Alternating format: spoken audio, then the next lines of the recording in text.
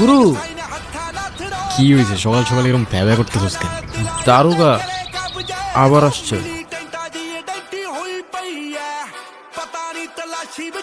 আসতে কোনো কষ্ট হয়নি তো দারোগা বাবু? তুই থাকতে কি আর আমাদের সুখ আছে? কি বলতেছেন? আমরাই তো সুখ পেয়েছি। জবানটা একটু বেশি চলতেছে না তোর? আমার জবান বেশি চলতেছে কিনা জানি না, কিন্তু আপনাদের পা অনেক বেশি চলতেছে। হঠাৎ লাল কোটিতে পকেট খালি নাকি? জবান সামলায় কথা বল, নইলে 300 সাথে ঢুকাই দেবো। বুঝি বুঝি, এইটাই তো। নেন, রাখেন আর কাটেন। নাহলে 307 করতে কিন্তু আমাদের 7 সেকেন্ডও লাগে না।